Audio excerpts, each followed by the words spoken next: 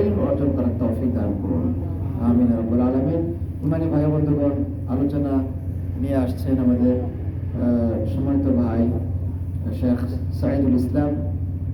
ভাইকে আলোচনা করার জন্য অনুরোধ জানাচ্ছি। ফিল্লাতে পেশ করুন।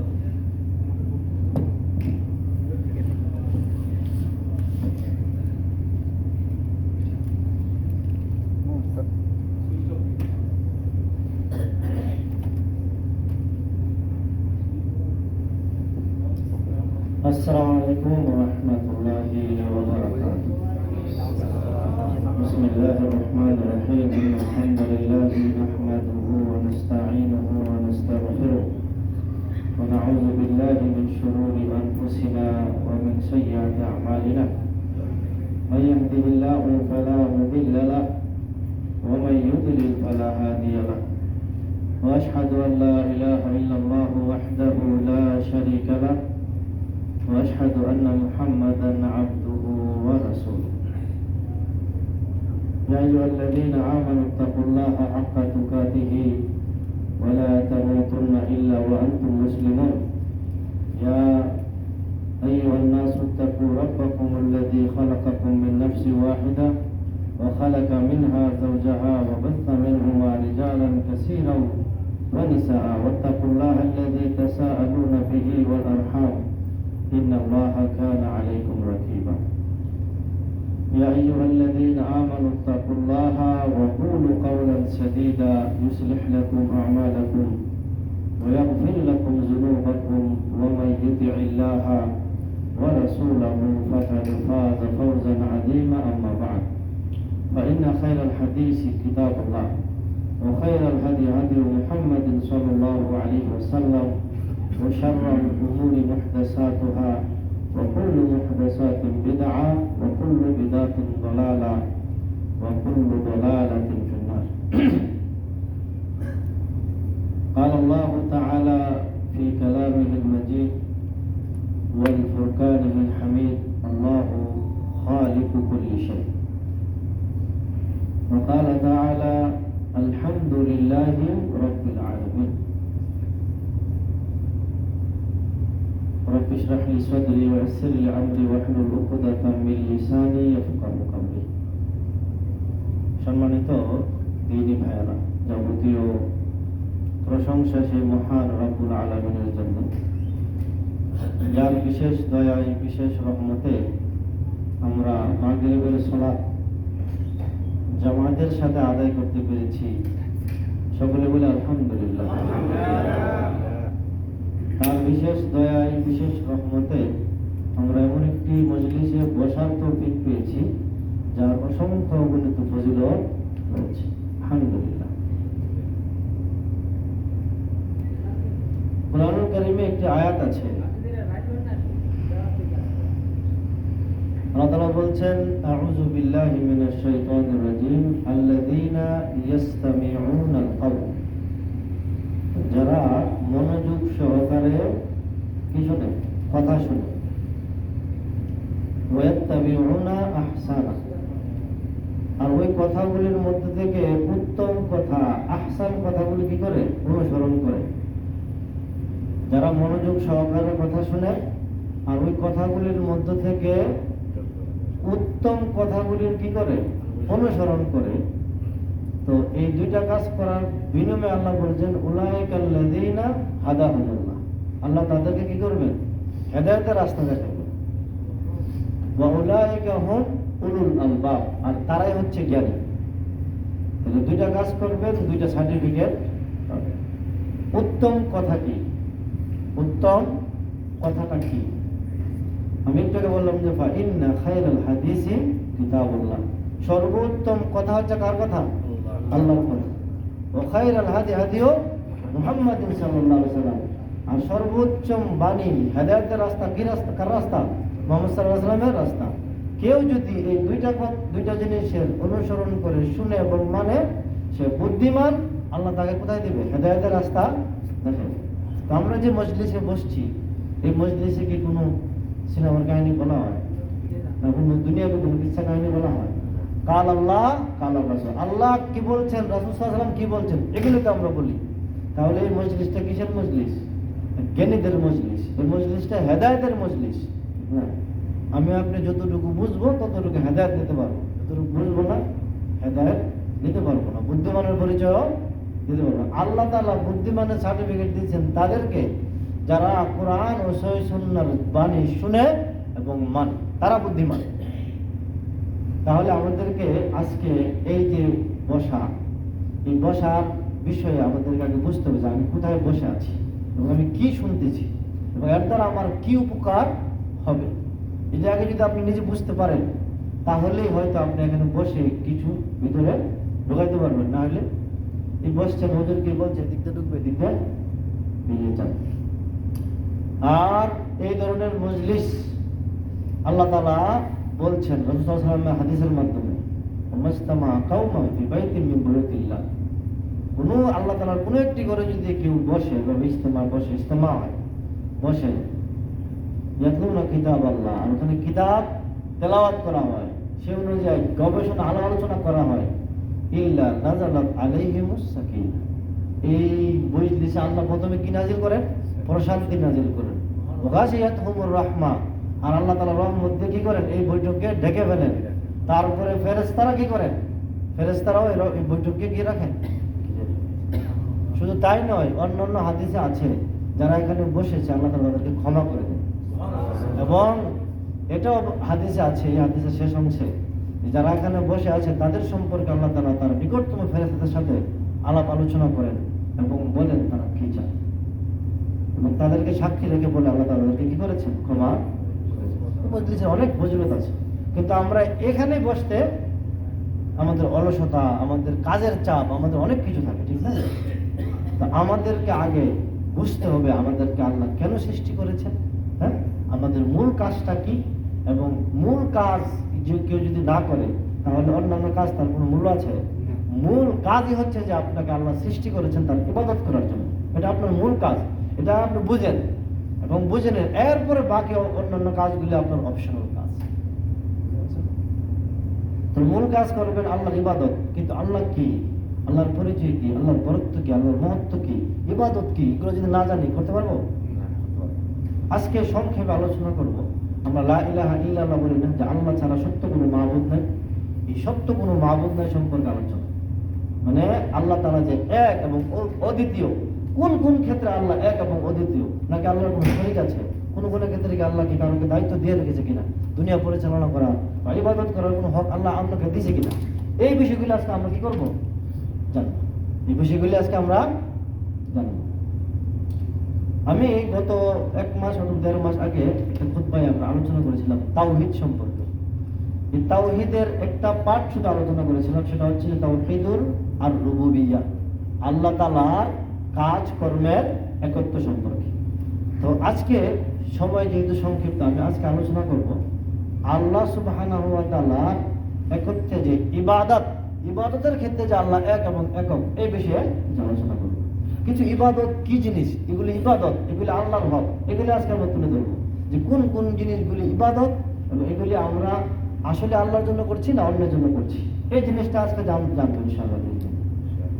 তাওহীদ যে বিষয়টা আপনারা আগে শুনেছেন, আল্লাহ সুবহানাহু ওয়া তাআলাকে তার কাজে, তার কর্মে, তার নামে এবং গুণে এবং বান্দা যাবতীয় ইবাদত বন্দেগীকে আল্লাহকে এক এবং একক মনে করা কি বলে? তাওহীদ বলে। সহজ না? আল্লাহ তাআলার কাজ কি এটা আমাদের কোরআন হাদিস থেকে জানতে হবে। আল্লাহ সুবহানাহু ওয়া তাআলা আর নাম এবং গুণাবলী কি, এগুলো কোথা থেকে জানতে হবে আমাদেরকে? কোরআন এবং হাদিস থেকে। এবং এই নামে ও গুণে আল্লাহর সাথে সমকক্ষ কেউ নেই। আল্লাহ তাআলার যে কাজ, যে কর্ম রয়েছে, এই কাজ এবং কর্মে আল্লাহর সমকক্ষ কেউ নাই। এটা মনে প্রাণে বিশ্বাস করার পরে আমলে বাস্তবায়ন করলে আপনি তাওহীদ রুবুবিয়্যাতে কি হবেন? ঈমান এনেছেন বলে স্বীকৃতি পাবেন। তো আজকে আমরা তাওহীদ রুবুবিয়্যাহ সম্পর্কে আলোচনা করেছিলাম, আজকে আমরা করব তাওহীদুল উলুহিয়া সম্পর্কে। তাওহীদুল উলুহিয়া বলতে কি বোঝায়? একটু ভালো করে আমার দিকে মনোযোগ দেন। তাওহীদুল উলুহিয়া বলতে বান্দা যাবতীয় ইবাদত বন্দেগীতে আল্লাহকে এক এবং একক বলে কি করবে? মানবে। এক এবং একক বলে স্বীকৃতি দিবে। এখন ইবাদত কি এগুলো আমাদের জানতে হবে না, তাহলে না আপনি স্বীকৃতি দিতে পারবেন। আগে বলুন তো মাবুদ কাকে বলে? বুঝতে পারছেন নি? মাবুদ কাকে বলা হয়? যার ইবাদত করা হয় তাকে কি বলে? মাবুদ। আর যে ইবাদতরা করবেন, হ্যাঁ, যে ইবাদতরা করবেন, এটা ইবাদত কি ইবাদত না, এটার দলিল কোথায় থেকে নিতে হবে? কোরআন হাদিস। কোরআন হাদিস থাকলে এটা ইবাদত, নাহলে ইবাদত না। তাহলে আল্লাহর জন্য ইবাদত করবেন, এটা হলো একটা শর্ত। দ্বিতীয় শর্ত হলো যে ইবাদতটা করতেছেন এটা কি আসলে ইবাদত কি ইবাদত না, এটা জানার জন্য কোথায় যেতে হবে? কোরআন হাদিস থেকে। আমরা জানলাম মাবুদ মানে যার ইবাদত করা হয়, ঠিক না? আর যে ইবাদত করবেন সেটা আবার সঠিক না বেঠিক কোথা থেকে জানতে হবে? কোরআন এবং হাদিস থেকে।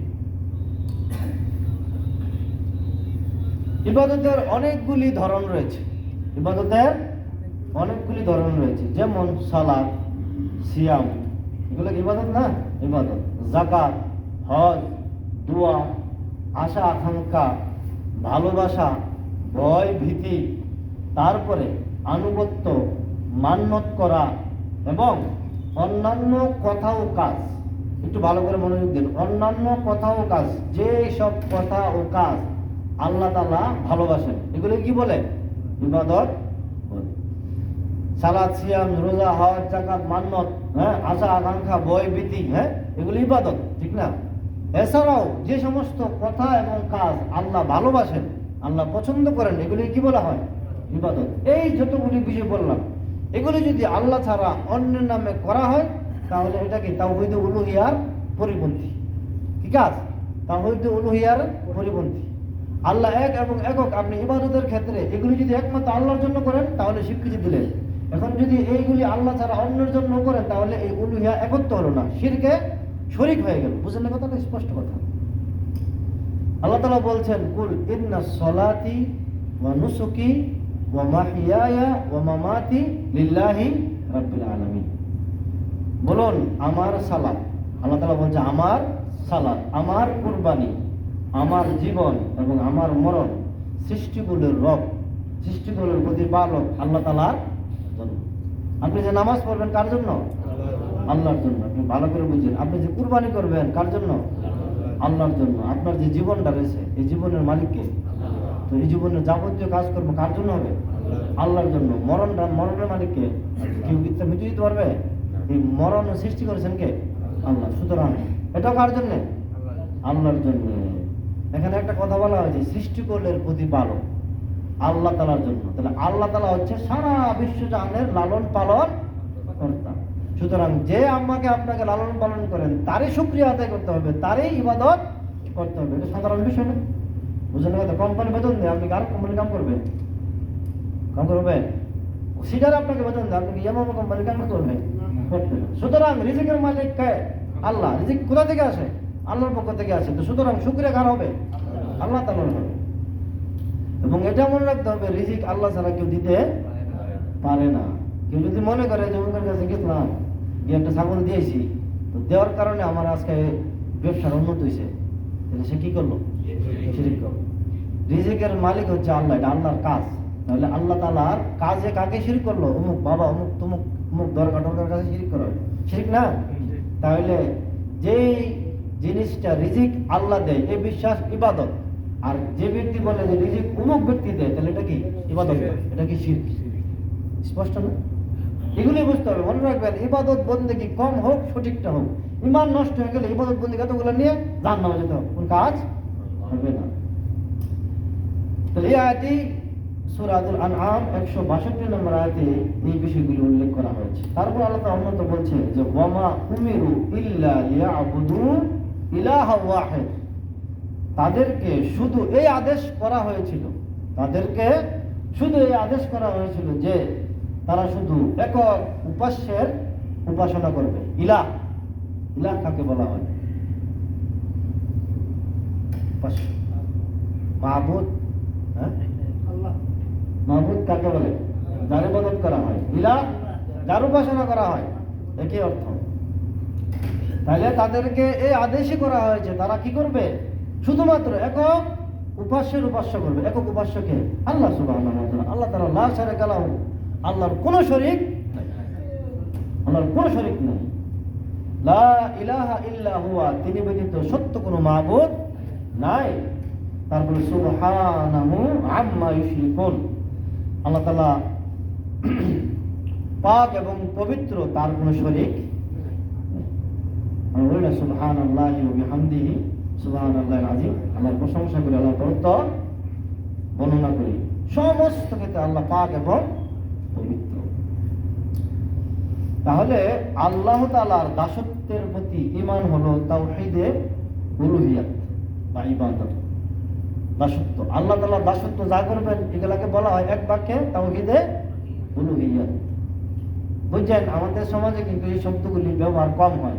তাওহীদে রুবুবিয়া, তাওহীদে উলুহিয়া, তাওহীদে আসমা ও সিফাত, এগুলি শব্দ ব্যবহার কম হয়। আপনি যদি ভালোভাবে না জানেন না গিয়ে কম ওই ভিত্তির ফেতনা দিয়েছস, ফেসবুক লাগাইলে কিন্তু ফেতনাওয়াজ তুই তো নিষেধ সৌদি আরব গেছস, কাম কাজ করবি তোরা, তোরা গিয়েছে এখান থেকে কিতানো এই শব্দ আনোস, ইসলামটা তোরা ধ্বংস করে দিতেছস, এগুলো বলবে। হ্যাঁ, এগুলো তো সেক্ষেত্রে কি হতে হবে আমাকে, আমি তাওহীদে বলি আপনি শুনলেন আজকে আমার কাছ থেকে, হ্যাঁ হুজুর থেকে শুনলেন, মানে 10% আপনার মনে থাকবে, ঠিক না? কিন্তু আপনি যখন দেশে যাবেন এটা নিয়ে প্রচার করতে হবে না, তখন আপনাকে বেশি করে জানতে হবে ভালোভাবে, পুঙ্খানুপুঙ্খভাবে। ইসলামের কোনো বিধিবিধান সন্দেহ ধারণা কিছু বলা জায়েজ না। আজকে আমাদের সমাজে সমস্যা দেখা নেই, আর হুজুর বলছে কোনো যাচাই বাছাই নাই, হুজুর বললে যে একবারে ঠিক হয়ে যাবে বিষয়টা এমন না। হ্যাঁ, হুজুর ভুলও করতে পারে, না জানেও বলতে পারে, আছে না এরকম? ওই জন্য যাচাই বাছাই করে করতে হবে, আমাদেরকে জেনে শুনে করতে হবে। ইসলামী পরিভাষায় ইবাদত কাকে বলে? ইবাদত হলো নবী রাসূলদের মাধ্যমে আল্লাহর দেওয়া আদেশ নিষেধ পালন করা। এটার নাম কি? ইবাদত। নবী রাসূলদের মাধ্যমে আল্লাহর পক্ষ থেকে যে আদেশ নিষেধ আসছে এগুলিকে কি বলে? ইবাদত বলে। তো নবী রাসূল সাল্লাল্লাহু আলাইহি ওয়াসাল্লাম, নবী সাল্লাল্লাহু আলাইহি ওয়াসাল্লাম বলেছেন যে নাহা রাসূলুল্লাহি সাল্লাল্লাহু আলাইহি ওয়াসাল্লাম আইয়ুজাসসাসাল কবর আইয়ুকআদা আলাইহি ওয়া আইয়ুবনা আলাইহি। একটু বুঝছেন, নবী সাল্লাল্লাহু বলছে যে নবী সাল্লাল্লাহু নিষেধ করেছেন কবর পাকা করা, কবরের মধ্যে বসা, কবরের মধ্যে স্মৃতিসৌধ তৈরি করা নিষেধ। তাহলে নবী সাল্লাল্লাহু আলাইহি ওয়াসাল্লাম নিষেধ করেছেন, আপনি যেটা মাদ্রাসা বানাইছেন, তো ইবাদত সেটা ইবাদত হয় না, ইবাদত হয় না। নবী সাল্লাল্লাহু আলাইহি ওয়াসাল্লাম বলছে এখানে বইসো না, মেলা লাগায়ও না, ঈদ আনন্দ অনুষ্ঠানের জায়গা হিসাবে কি করো না, কবরস্থান গ্রহণ করিও না। তো আমি যে এটার মধ্যে উরুস লাগাইতেছি, তো নবী সাল্লাল্লাহু আলাইহি ওয়াসাল্লাম আদেশের খেলাফ হলো না, যেটা নিষেধ করেছে এটা আমরা পালন করতেছি, তাহলে কি ইবাদত হইল? একটু বুঝছেন? ইমাম ইবনে তাইমিয়া রাহিমাহুল্লাহ বলছেন যে কোনো প্রকাশ্য ও অপ্রকাশ্য কথা কাজ যার মাধ্যমে আল্লাহর ভালোবাসা সন্তুষ্টি অর্জন করা হয় তাকে ইবাদত বলে। যে কোনো কাজ কথা সেটা প্রকাশ্য হোক অথবা গোপনে হোক, হ্যাঁ, এটা আল্লাহর সন্তুষ্টি এবং ভালোবাসা অর্জনের জন্য করা হলে এটা কি কয়? ইবাদত। এখন দলিল সহকারে কিছু বিষয়গুলি যে আমি বলছিলাম যেগুলি ইবাদত, যেমন সালাত, সিয়াম, যাকাত, এগুলো তো কেউ অস্বীকার করে না যে ইবাদত না, এটি ইবাদত।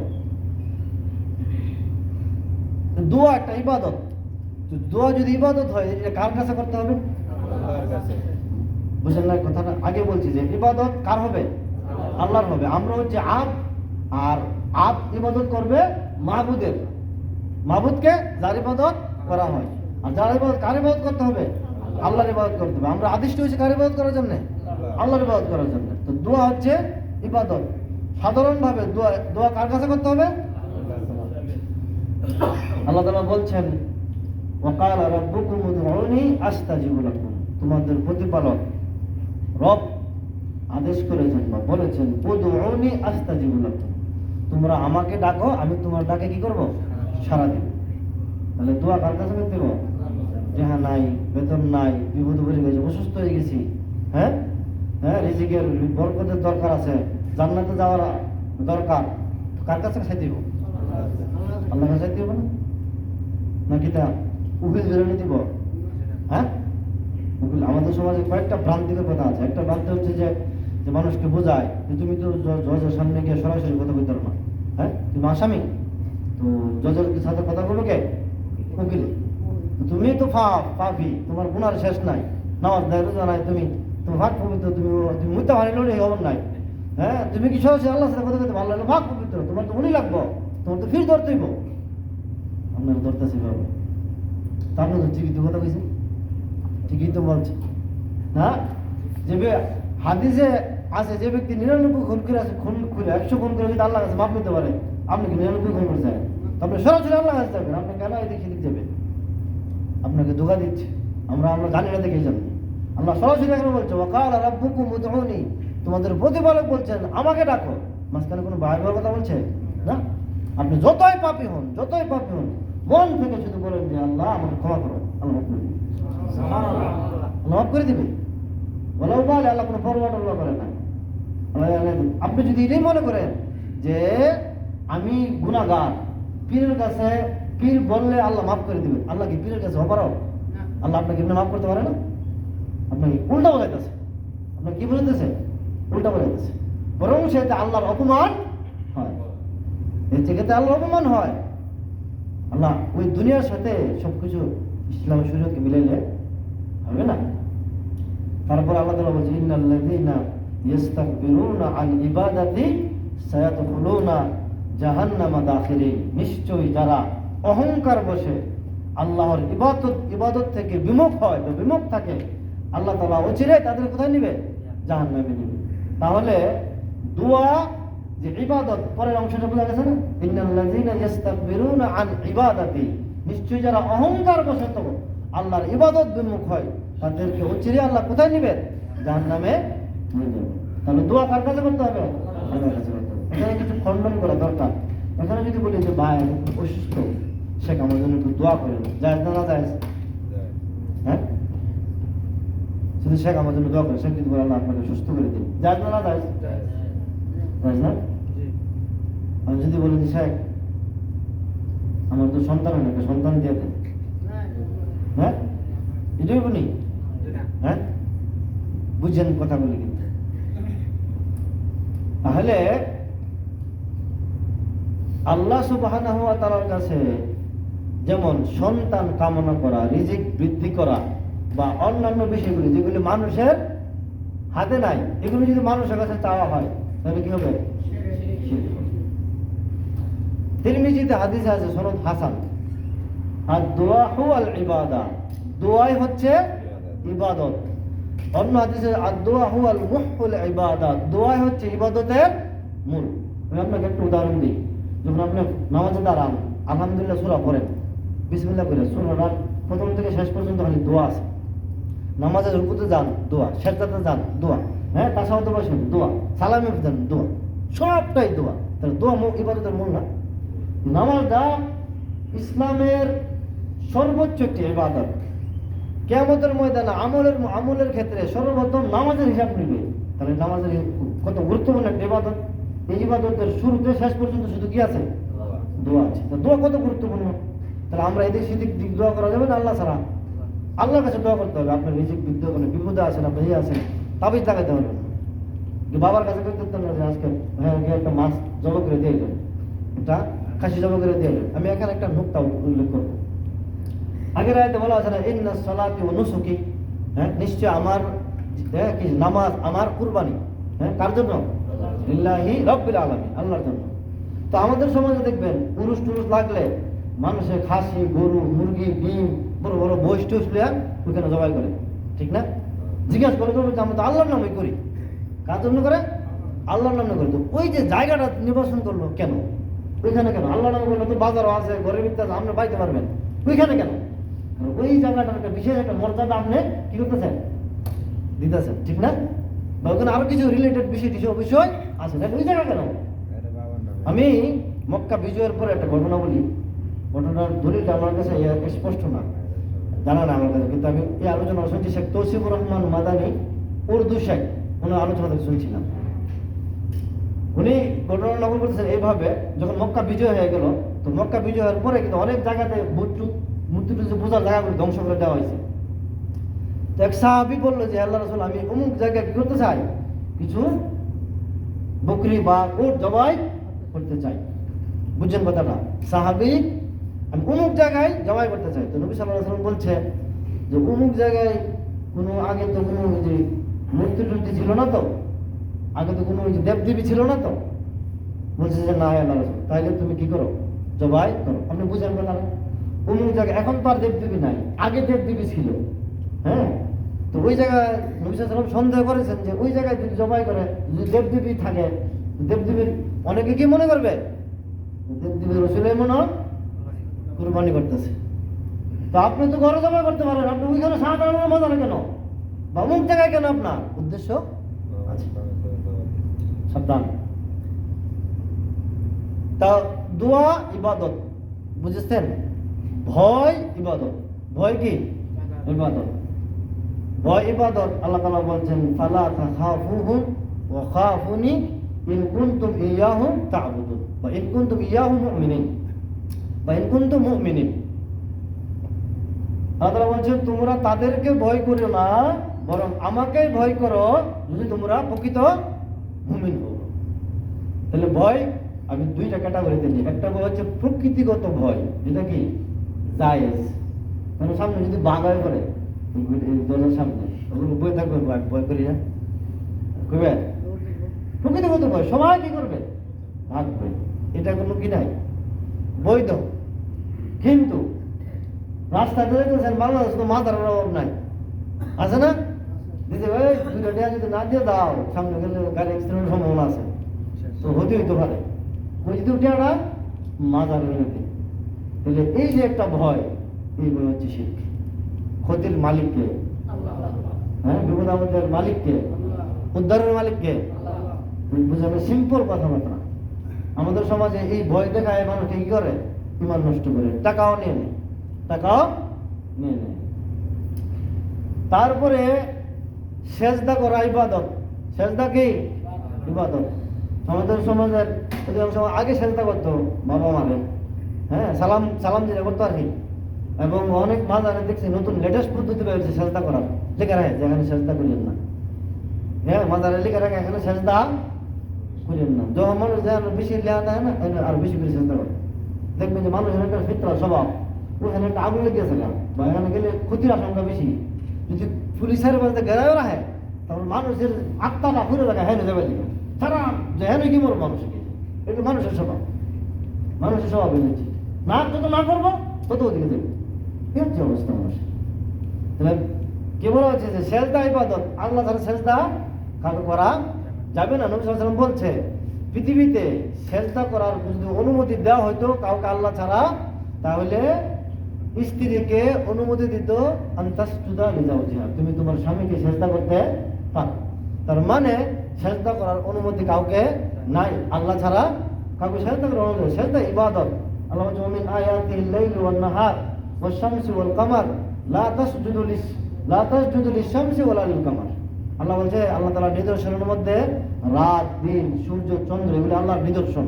হ্যাঁ, তারপরে বলতেছে লা তাসজুদু লিশ-শামসি ওয়ালা লিল-কামার, তোমরা সূর্যকে সেজদা করিও না, চন্দ্রকেও সেজদা করিও না। ওয়াসজুদু লিল্লাহিল্লাযী খালাকাহুন্না, তোমরা সেই সত্তাকে সেজদা করো যিনি এগুলোকে সৃষ্টি করেছে। সূর্যের মালিক কে? সূর্যের মালিক আল্লাহ। মনে হয় বিশ্বাস জানি যে সূর্য একটু সারা পৃথিবীকে আলো করে দেয়, গরমে এখন থাকতে পারতেছে না, যে একটা অবস্থা পাই, হ্যাঁ, কি ক্ষমতা। হিন্দুদের বিশ্বাস ছিল যার মধ্যে যুদ্ধের ক্ষমতা আছে হয়ে গীতা মাহবুব। ইন্দুর রোগ আই সর্বনাশ, ইন্দুরের দাঁতে এত পাওয়া, এক পাহাড়ে এক দিক দিয়ে ঢুকে আরেক দিক দিয়ে বেরিয়ে দেখা, তো হের মধ্যে কি আছে, খোদাইর পাওয়ার আছে। ইন্দুর পূজা, বান্দরের পূজা, দুনিয়া যা আছে সব পূজা করে গেলা হিন্দুরা। হিন্দুদের থেকে কিছু না কিছু ভাইরাস আমরাও ওই যে ঘর থেকে বাইরে তুলে পিছনে ডাক দিলে কি হবো, আমি আজ যা দিন রেখে গেছে, হ্যাঁ, রাইতে বেলা যদি ভাষা ডাক দেয় আইসে আদরে লাইতেছে নিবুকা, হ্যাঁ, তারপরে কি জানি কয় বাচ্চারা যদি ঘরে ঝাড়ু দেয় আইতেছে কুড়ুম আইতেছে, হাত তুলে আইতেছে, তুই কই পাইছি কথা, হ্যাঁ, হাত কাজিলে বলে দেহায়, হ্যাঁ, আমরা দরজার সামনে ঝাড়ু রাখা যেত না, পুরো দিন কুলক্ষণ। এগুলি সব হিন্দুদের সংস্কৃতি, মুসলমানের সংস্কৃতি না এগুলি। তারপর আবার আমাদের সব ই করেছে যে দাঁত ফললে চোখ বন্ধ করিয়া টিনের চালো ভাড়া দিব উঠলে ভাড়া কইতে হিন্দুর তুই আমার মোটা দাঁতটা নিয়ে সিউন দাঁত দাঁড়া, কিন্তু হিন্দুর ক্ষমতা আছে যে মোটা দাঁত দিয়ে সিউন দাঁত দিবা। এই যে কুসংস্কারের মধ্যে বাংলাদেশ, এগুলো কোথার দিকে আছে? আপনার ভাষা করে হিন্দুদের দিকে আছে, মুসলমানদের কোনো শিক্ষা আছে? কুলক্ষণ বলতে কিছু ইসলামে নাই, নাই ইসলামে কুলক্ষণ বলতে। বলতেছিলাম সেজদা ইবাদত, কার জন্য হইতে হবে? কারোর কাছে সেজদা করা যাবে না। তারপরে আশা আকাঙ্ক্ষা ইবাদত, জান্নাতে যাবেন, এটা কি আশা না? কারণ যদি মনে হয়ে যে ফির না ধরলে আমি জান্নাতে যেতাম না, তো এই আশা কি নিরাশা? এই আশা ঠিক না। তারপরে আরেকটু সংক্ষেপ করে নিই, ভরসা ইবাদত। ভরসা কি ইবাদত? কার কাছে ভরসা করবেন? ওই যে একটা কোরআনের আয়াত আছে যে ওয়াশাবিরহুম ফিল আমর, তোমরা পরামর্শ ভিত্তিক কি করো? কাজ করো। ফাইদা আযামতা, আর তোমরা যদি পরামর্শ করে যে সিদ্ধান্ত নিয়ে নিছো, এই সিদ্ধান্ত নেওয়ার পরে ফাতাওয়াক্কাল আলাল্লাহ, আল্লাহর প্রতি ভরসা করে কি করো? আগায় যাও। এখন যদি মনে করেন যে দিয়েছে একটা মুরগি, না আচ্ছা এই মুরগির বদলা হয়ে আমার কি সৌদি আরবের টিকিটটা ভিসাটা লিখে দেবো, ভরসা কোনো আছে না? জানো ভরসা অমুকের কাছে তমুকের কাছে, এগুলা কি শিরক। তারপরে আগ্রহ, ভয় মিশ্রিত শ্রদ্ধা ও বিনয়, এক্ষেত্রে আমরা অনেক সময় লক্ষ্য করি না, বা এই বিষয়গুলি নিয়ে আমরা খেয়ালও করি না। আসলে আমাদের কোনো কোম্পানির বড় অফিসার হয়ে পড়ছে, এমন ভাবে দাঁড়ায় যেমন লোকের মতো দাঁড়াইছে, একবারে বিনয় হইয়া নর্ম হইয়া, যে মুখ দিয়ে কথা বেরো না, মাথা নুয়ে রয়েছে। আমার সাথে আসতেছে যে কেউ চলে আসছে, আমাদের মুরব্বী বড়, হট করে সবাই দাঁড়ায় গেছি তার সম্মানে। হ্যাঁ, এগুলি ইসলামে নিষেধ। এই বিনয় নম্রতা পাওয়া, এইভাবে বিনম্রতার হক রাখে কে? আল্লাহ। সবাই যাদের সম্মান, সম্মানের জায়গা বসে আছেন, কেউ আসছে, উঠে যাওয়াটা শরীয়ত কি সমর্থন করে না, সমর্থন করে না। তারপরে আল্লাহ তাআলা বলছেন ফালা তাখশাউহুম ওয়াখশাউনি, সুতরাং তোমরা তাদেরকে ভয় করো না, আমাকে কি করো? ভয় করো। তাদেরকে ভয় করো না, আমাকে ভয় করো। এক্ষেত্রে এগুলো এখন সমাজে চলে কিনা? তারপরে চলে যে আল্লাহর ওলি মাজার, এখানে ট্যাগ না দিলে গাড়ি উল্লে দেবো না, বুঝবে না? সে যদি আল্লাহর ওলিও, মানুষ সেটা উপকার করবো, গাড়ি উল্লাই দেবো কি লিখা? বুঝলেন না? গাড়ি উল্লাইবো কি লিখা? আল্লাহর ওলি গাড়ি উল্লাইতে পারে? হ্যাঁ, আমার সাথে আমার কলিগ মানে এমন ভারতের এখন চলে গেছে, এত পাক্কা কবর পূজারি, পাক্কা কবর পূজারি, এসেগুলো একটু কমাই দেন, সবগুলো ঠান্ডা বেশি হয়ে যাচ্ছে। তো কি করতে জানেন, একদিন আমাকে গাড়ি দিতেছে, আমার সাথে কাহিনী বলতেছে, রিমোটটা আমার কাছে দেন, আমি বন্ধ করছি। তো ঘটনাটা একটু মনোযোগ সহকারে শুনে, ওইটাকে ওই বন্ধ করে দেবো, ওই যে বন্ধ করে দাও।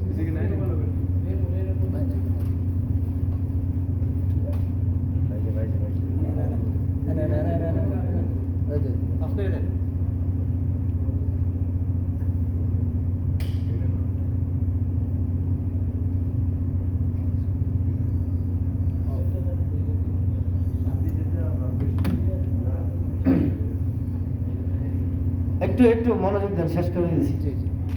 সেটা হচ্ছে যে বলছিলাম যে আল্লাহর ওলি হয়, রাস্তার মাঝখানে ওনার মাজার বা সাইডে মাজার, ওনার আমি টেনা দিলাম, ওটা গাড়ি ওটা দেবো কি লিখা? আমার ক্ষতি সম্ভাবনা কি লিখা? যে আল্লাহর ওলি। ঘটনাক্রমে এরকম আমার সাথে যে কাজ করে, সে পাক্কা এরকম কবর পূজারি। একদিন বলতেছে যে তুমি নেই জানতে हो उनका इतना करामत है, আর অনেক কিছু বলতেছে, বলতেছে কাহিনী বলছে। কি কাহিনী বলতেছে? যে একজন আল্লাহর ওলি এলাকায় গেছে, পরে তো ওলিরে ওইভাবে যেভাবে সম্মান করা দরকার ওইভাবে সম্মান করে নাই। তো কি করছে, ওই এলাকার যে নদী ছিল, পুকুর ছিল, নদী নালার সমস্ত পুকুরের পানি টানি করছে, একটা বাড়ির মধ্যে লইছে। যত নদীর পানি আছে আর পুকুরের পানি আছে বলে লিছে বাড়িতে লইছে। তো হ্যাঁ কইছে, দেখো কিতনা কারামত है, कितना ताकत। हम कहे জাহেল, এই যদি আল্লাহর ওলি তো সম্মান করে না, খাওয়াই না তো এই সমস্ত নদী নালা পানি এক বাড়িতে বসে গেলি, হ্যাঁ পশু পাখি কি খাইবো? শ্বাস করবো কিভাবে? শ্বাস করবো কিভাবে? ক্ষেত পত্র ভালো লাগে না, তো এরা কিভাবে করবো? আল্লাহর ওলি নি কত তখন জবাব तुम नहीं समझते। তাহলে এই যে একটা ভয় মানুষের মধ্যে দিয়ে দিছে, এই ভয় হচ্ছে শিরক। কেউ যদি এই ধরনের ভয় করে যে অমুক ব্যক্তি আমার ক্ষতি করতে পারে, আপনারা জানেন না হাদিসে কোরআন আয়াত সম্ভবত আছে একটা, পৃথিবীর সমস্ত মানুষ যদি মিলে হ্যাঁ আল্লাহ তাআলা কাউকে উপকার করতে চায়, আর সমস্ত মানুষ যদি মিলে ক্ষতি করতে চায়, পারবে না। আর আল্লাহ তাআলা তাকে কি করতে চায়? আযাব শাস্তি দিতে চায়। সমস্ত পৃথিবীর শক্তি মিলে তাকে বাঁচাতে পারবে না। এই বিশ্বাস রাখতে হবে আপনার।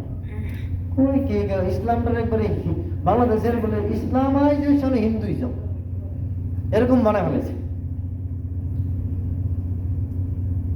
এই যে বিষয়গুলি, এগুলি আমরা অনেক সময় লক্ষ্য করি না, এগুলি ইবাদত কি ইবাদত না, ঠিক না? এগুলো যদি আমরা বুঝতাম যে আসলে এগুলি ইবাদত, তাহলে আমরা কি করতাম না, এই আল্লাহর হক আরেকজনকে আমরা দিতাম না, আল্লাহর হক আরেকজনকে আমরা দিতাম না। জবাই করা ইবাদত না, তো কার জন্য জবাই করবেন? আল্লাহর জন্য। মান্নত করা কি? মানত করে ইবাদত। কার নাম মান্নত দিব? হ্যাঁ না, কোনো বিদেশ আইতে পারতেছে না রে, আল্লাহ রে আমার পুত্র বিদেশ দিয়ে যাও যা, তো সাধারণ বাবার না একটা গুরু মানছি। অনেকে করে, অনেকে কি করে না, বা অনেক সময় এরকম মান্যত করে, যদি আমার বুদ্ধি বিদেশ হয় তাহলে মসজিদে আমরা চাইব, কিন্তু যদি কি লিগা তার মানে আল্লাহর সাথে একটা কি দেওয়া হয়েছে শর্ত, যে আল্লাহ তুমি এই কাম না করলে আমি তোমার একদিন খাই, আল্লাহ টাকা বলে দিচ্ছে। হ্যাঁ, আল্লাহর অনেক দরকার যে আপনি স্যার আর কেউ না ইবাদত করেন আল্লাহ। হ্যাঁ, এই ধরনের শর্ত রাখা ইসলামে অনুৎসাহিত করা হয়েছে, এবং এই ধরনের মান্যতকে অনুৎসাহিত করা হয়েছে যে তুমি দিলে আমি কি করবো, দেবো, বা আমার এই কাজটা হলে আমি আল্লাহ রাস্তায় এটা দেবো, এটা অনুৎসাহিত করা হয়েছে। এবং এক্ষেত্রে কোনো উপকার হয় না। হাদিসে আছে কৃপণের মাল শুধু বাস খরচ হয়। আপনি কি করবেন? যে আল্লাহ আপনার নামে দিলাম, আল্লাহ 10 লাখ 5 লাখ 1000 মসজিদ বানিয়ে দিলাম, আল্লাহ আপনি আমার প্রতি রহম করে দোয়া করুন, আমার জান্নাতের রাস্তা সহজ করুন, বিপদ হতে আমাকে দূর করুন। এটাই হচ্ছে সঠিক পদ্ধতি। 1 টাকা দেন, 2 টাকা দেন, আল্লাহ আমার বলতো আমি সারাদিন রোদের কাজ করি, সুস্থ রাখি, আল্লাহ আমার 1 টাকা দেন, আল্লাহর জন্য দিবেন। রোদের কাজ করতেছেন না, মানুষ হার্ট অ্যাটাক করে ব্রেন স্ট্রোক করে মারা যেতেছে এই রোদে, তাই না? 2 টাকা দেন, বিপদ থেকে আল্লাহ বাঁচাবে, কার নামে দিবেন? আল্লাহর নামে দিবেন। নাকি এরকম আমার কোয়েলে আমার ভাই সরকারি চাকরি হয়েছে, আমি সরকারি চাকরি আল্লাহর শুক্রিয়া না করে গেছে মাদার কই গেছে, কার শুক্রিয়া আদায় করতে গেছে? মাদার দিকে একটা লাল ফিতা লইছে, আর ওই যে ভুট্টার আমরা কি করি রে, ভুট্টা যে ফুইরা যাকে পপকর্ন কেন ওই যে পপকর্ন মিলে গেলে তাবার রোগ রয়েছে। এই তাবার রোগ শব্দটা, তাবার রোগের অর্থ শব্দটা আমি জানি যে বরকত নিহিত। তো এই ভুট্টার মধ্যে বরকত নিহিত সে বুঝতে পারেন, এইটার মধ্যে যে বরকত আছে এটা এলমে গায়েবের কথা না, যে আসলে ভুট্টার মধ্যে বরকত আছে কি আছে না। এবং এই যে লাল সুতা ইলিশ সুতা বান্ধা রাখলে বিপদ হইতো না, এটা শিরক না, তাবিজ না, এটা কি দিতে আছে আপনার পদে ইমান নষ্ট করে ফেলাইতেছে। আর আপনি আছেন কোথায়? আল্লাহর ওলির দরজা, আমি আল্লাহর ওলির মুরিদ। আপনি কই আছেন? আল্লাহর ওলির মুরিদ। সর্বশেষ একটা ঘটনা বলে শেষ করি। আমি এদের ব্রাহ্মণবাড়িয়াতে যারা আছেন, তাজুল ইসলাম সিরাজুল ইসলাম সাহেবের নাম শুনছেন না? আমরা বড় ওজোর করতেন। তো বড় ওজোর এখন মারা গেছে, তো ওনার বাড়ির সামনে কি করছে, ওনাকে কবর দিয়েছে, বাড়ির পাশে কি হাইওয়ে রোড। তো যারা কবর মাজার পূজায় বিশ্বাসী এরা কি করে, ওই বাড়ির সামনে মাজারের সামনে মাজারটা করে রাস্তা ওই মাজার দাঁড়িয়ে যাবো গাছ, সালাম টালাম দিয়া ফুক করে যায়। তো একদিন আমি বুঝে নিয়েছি, তো বুঝে নিয়েছি ওরা আমার কাছে দাঁড়া গেছে, দাঁড়াইছে এই কাজ করতেছে। তো আমি জিজ্ঞেস করলাম যে ভাই হঠাৎ করে দাঁড়ালেন কেন, আর এই কাজটা কেন করলেন? বলছে ভাই বিপদ হতে কথা কোন যা দলে নিলাম, বুঝতে নিয়ে নিচ্ছে কার থেকে আমি দলে নিলাম, কি বুঝলি? হ্যাঁ, আর বিপদ কথা কোন যায়, বিপদ তো অবশ্যই আসতে হবে। বিপদ বাঁচার জন্য হয়তো কোরআন হাদিসে গাড়ি চোরের দোয়া আছে, বিপদ থেকে বাঁচার দোয়া আছে। আপনি আল্লাহর ওলি আল্লাহ বিশ্বাস করেন না? হ্যাঁ, আচ্ছা ঘটনা দেখেন না। হ্যাঁ, তার বলছে যে যারা চলে গেছে তাদের কিছু করার ক্ষমতা নাই, উত্তর মালিক আল্লাহ। তার জন্য পিছন থেকে বয়ে দিয়েছে কও আলা ইন্না আউলিয়া আল্লাহ লা খাউফুন আলাইহিম ওয়া লা হুম ইয়াহজানুন। আয়াত বুঝছি, আপনি আয়াত বুঝুন না? আল্লাহর ওলিরা মরেও না, তাদের ভয় নাই, তাদের চিন্তা নাই। এর সাথে এটার কি সম্পর্ক? এর সাথে এটার কি সম্পর্ক? আল্লাহর ওলিরা কিভাবে আল্লাহ ওলি হয়েছে? তারা তাদের আমল করে আল্লাহর ওলি হয়েছে। আর উনি যে আল্লাহর ওলি, এটার কি গ্যারান্টি আপনার কাছে? আপনি কিন্তু বুঝলেন, আপনার কাছে কি সাথে ওহি নাজিল হয়েছে যে উনি আল্লাহর ওলি? বুঝতে পারবেন? ভালো লোক, সৎ লোক। আল্লাহ তাআলা আমাদের সকলকে বোঝার তৌফিক দান। ইসলামের মূল ভিত্তি হচ্ছে তাওহীদ, আল্লাহর একত্ব। সমস্ত ইবাদত বন্দেগীতে আপনি আল্লাহর একত্ব প্রকাশ করবেন, যাবতীয় কাজ করবেন আপনি আল্লাহর একত্ব প্রকাশ করবেন, এটাই ইসলাম। আল্লাহ তাআলা আমাদের বোঝার তৌফিক দান করুন। সুবহানাকাল্লাহুম্মা ওয়া বিহামদিকা আশহাদু আল্লা ইলাহা ইল্লা আনতা আস্তাগফিরুকা